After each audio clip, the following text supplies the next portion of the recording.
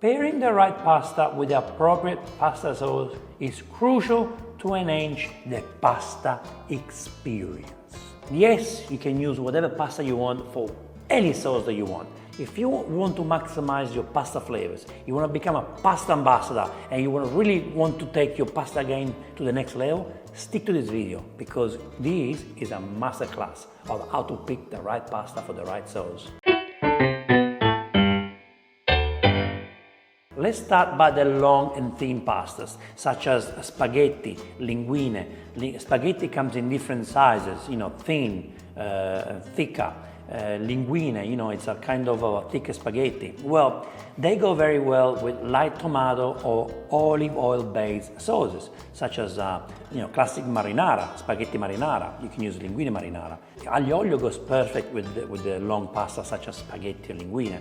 If you use penne aglio olio, I don't know, the pasta is kind of missing out, okay? Because the penne needs something to go inside, and also it will absorb the oil more. Instead, the oil will make love with the spaghetti or the linguine in a way that no other pastas can. Pasta alle vongole. I won't ever make pasta alle vongole with penne or fusilli because there's not a lot of sauce in the vongole sauce. It's basically oil and the water from the fish or the cherry tomatoes or the wine sometimes. So if you use spaghetti or linguine, it will absorb enough sauce to still have enough liquid in the sauce when you eat. The only pasta we'll use to serve with a vongole sauce is probably the gnocchi. I think gnocchi could work very well. Spaghetti linguine al pomodoro, it's beautiful, with cherry tomatoes, lemon pasta, puttanesca, nerano. These are all pastas that basically match very well. Look, spaghetti linguine, long and thin pastas can also go well with Alfredo, creamy pesto pastas, carbonara, cacio e pepe, great pastas, especially for carbonara and cacio e pepe. With the pesto, maybe you think, okay, maybe I can use penne because the pesto absorbs better, maybe gnocchi, maybe rigatoni. It still works well with the fettuccine especially, or the linguine. The Alfredo, for some reason, I think the fettuccine is the right pasta, or the tagliatelle. I feel like the spaghetti linguine, even though they can work together, probably not gonna give you the maximum flavors. But it's interesting because the carbonara and cacio e pepe loves the spaghetti. It will work better with spaghetti than linguine. While Alfredo, no, but why? The Alfredo is a lot richer in sauce. It's more of a creamy sauce, very, very creamy. While the cacio e pepe and carbonara, yes, they're creamy, but there is less cream in Alfredo in it, okay? So spaghetti absorbs the sauce of the carbonara and cacio e pepe, but it will still leave some sauce in the plate. If you use spaghetti for Alfredo, it's like they won't be able to absorb so much, and I feel like the spaghetti will swim in the sauce, if you know what I mean. Let's talk about long and wide pastas, okay? Such as pappardelle, tagliatelle, fettuccine. They go very well with hearty meat or mushroom sauces, such as bolognese, wild mushroom ragu, sausages, mushroom sauce. Why? Because this pasta being fatter, thicker, they can absorb, they can hold the ingredients, such as meat or mushrooms and the sauce. They hold it together, and when you eat it, you have a beautiful experience in your mouth. Everything is together on the pasta. If you use spaghetti for ragu, for bolognese, the meat doesn't get stuck on the spaghetti, okay? Maybe on the linguine, maybe, but I won't use linguine. I will use definitely a fresh egg pasta for a bolognese. But if you want to use linguine, maybe you have a better experience than spaghetti. But spaghetti is the least best pasta because it doesn't hold all the ingredients. Instead, penne, rigatoni, something like that will hold it, okay? But long white pastas such as pappardelle and tagliatelle are also good for rich cream sauces, like truffle cream sauce, Alfredo sauce. And then we have pastas, tubular, I think they're called, I don't know, my English is not correct, but it's like penne, rigatoni, or ziti. And they go very well with chunky vegetable or meat sauces, okay?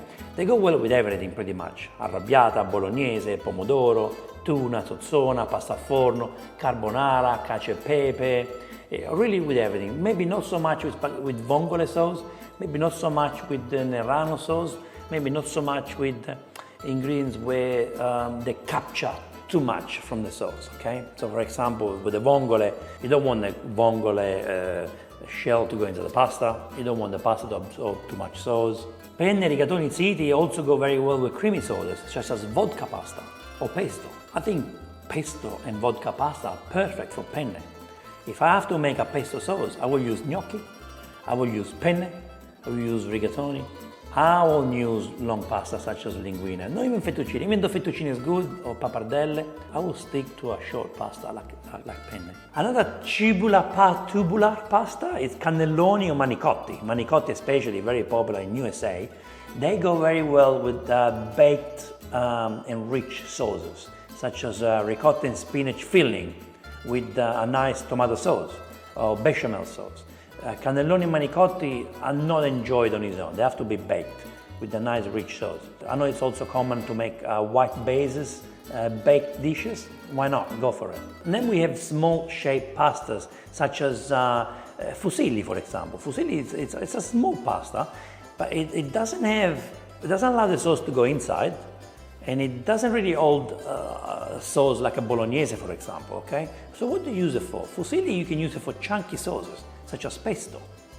Very good pasta. Pasta with pesto and tuna, for example, or pasta with pesto and whatever you want to put in there. It's good because the pesto makes love with the fusilli very, very well.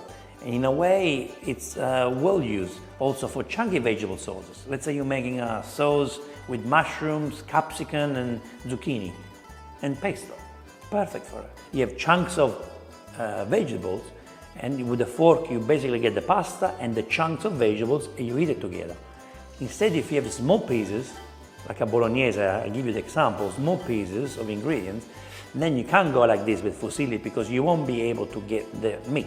I think my favorite pasta shape to make tuna pasta is the fusilli. I think there is nothing better than fusilli to make tuna pasta. Then we have shell-shaped pasta, such as conchiglie. They can come small or large. We have lumache, which is the large shells, or conchiglie or conchiglioni, which is the large shells. Again, they go well with thick sauces, like bolognese for large shells, ricotta filling for small shells. But the small one, the small conchiglie, they're very small, they can also be used for sauces, okay? For brodo, when you make a broth, it can be used for a minestrone if you want, or it can be used for pasta with peas. You know, it's a nice pasta. It can also be good to serve to kids. Kids love small conchiglie, small shells. Then we have tube-like pasta, such as bucatini. Not a favorite, not a pasta I really love. Unless you make a matriciana, you need bucatini and a matriciana. So bucatini is the pasta, thick spaghetti with a hole in the middle. For a matriciana, it's great because the sauce goes in, it maximizes the flavors, okay? Apart from a matriciana, I will probably use it to make cacio e pepe, okay? Even though it's a bit thick as a pasta for me, for cacio e pepe, but I think it will go very well. Apart from these two dishes, me personally, I don't recommend using bucatini for anything else. Then we have smoked pasta shapes, such as orzo, or ditalini, or risoni, called risoni. They are great for soups or salads. So if you make pasta with chickpeas, which is wonderful. If you've never eaten pasta with chickpeas, go and watch my video right now. It's wonderful. You can use ditalini pasta. You can use orzo. Pasta with lentils. Oh, amazing. Light broth-based soups. Orzo salad, very popular. In Australia here, everybody loves orzo salad in summer. Or you can make light sauces, like a lemon butter sauce. Yes, also fettuccine will go very well with lemon butter sauce. But these small pastas will go incredibly well. You'll be amazed. With lots of Parmigiano or pecorino on top. Ditalini pasta for me is the best. Perfect for minestrone. Yes, I eat my minestrone with pasta, and ditalini takes the minestrone to the next level. Then we have filled pasta. Ooh, I love filled pasta, such as ravioli, tortellini, and so many other pastas from around Italy. They go very well with light sauces, such as sage butter sauce. Can you imagine ravioli with sage butter sauce, or tortellini? Or you have a light cream sauces. You can have a nice 4 cheeses tortellini, or 4 cheeses ravioli. Mushroom cream sauces. Tortellini served with a beautiful broth. Oh, so good, especially in the winter. There's nothing better than that. Then here we go to flat and ribbon pastas, such as lasagna sheets. Now I see chefs such as Gordon Ramsay and Jamie Oliver using lasagna sheets, cut them and make maltagliati. Nothing wrong with that, but we have more than 600 different types of pasta in Italy. Do you really need to do that, the lasagna sheets? Leave it alone. I use it to make lasagna. Lay it with the sauces, like a bolognese sauce, bechamel, and make lasagna with lasagna sheets. Leave the lasagna sheets alone, just for the lasagna. Then we have spiral or twisted pasta, such as trofie, but also fusilli, but yeah, trofie, great with pesto, like a traditional pesto genovese. Or tomato-based sauces as well, like tomato sauce. Or you can use trofie with a pesto made with sun-dried tomatoes. But trofie are actually pretty good with everything. I made a mushroom sauce and the trofie was pretty good. See what I'm talking about? It's very easy to mix any pasta with any sauce, but to maximize the flavors. Then we have mini pastina shapes, like pastina, like something that when you're a kid, you have to grow up with pastina. And if you never did, well, make pastina now because it will make you feel like a kid. And you do want to have that feeling. Comfort food that is best. Pastina is best used for soups, beautiful comfort food for winter, or when you feel under the weather. Guys, there are more than 500 different types of pasta shapes. It's a lot, okay? So I don't even think I will eat all of them in my life, you know? So you have lots of opportunities. You guys have lots of choices, okay? And the same goes for sauces, okay? But keep this in mind. Choosing the right pasta. Well, choosing the right pasta is essential for the success of the dish, and for this reason it is necessary to keep in mind that one type of pasta is not like another. What changes are the flours, the dyes, and the drying, okay? A bronze dye pasta, for example, absorbs any sauce perfectly. A long drying at long temperatures will make the pasta more resistant to cooking, avoiding breakage once prepared. Okay, we need to keep in mind we have dry pastas and fresh pastas, okay? So there is dry pasta made with water and semolina, durum wheat flour, and then we have fresh pastas made with water and semolina, with egg and semolina, with water, egg and semolina, with egg and flour. You know, there's lots of different types, so it's a lot to consider, okay? Preparing a good pasta involves choosing the most suitable type for the sauce you want to use. Long pasta, for example, goes well with fairly liquid and creamy sauces. Ridges pasta absorb the sauce well. Short pasta is perfect for ragu and less homogeneous sauces, while spiral pastas go well with the classic tomato sauce. The rules of water. The rules is that no more than 100 grams of pasta should be cooked in a liter of water. Cooking pasta in little water is wrong. Unless it is one pot pasta recipe where the secret is to use a risottatura pasta technique, then it's a different thing. But to get to that point, you really need to master your pasta skills. So you're not ready for a risottatura pasta yet. So don't watch these videos where they show you how to cook the pasta in a little saucepan with the sauce. Don't do that because you're not at that level yet, okay?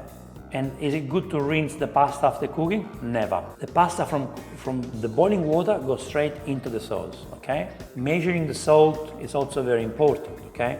I would say 1 tablespoon of sea salt is enough for the boiling water. Once the pasta is ready, put it straight in the sauce and toss it together with your sauce. Always do that. No matter what pasta you make, no matter what sauce you have, always toss it, okay? Some pastas can be tossed in an aggressive way.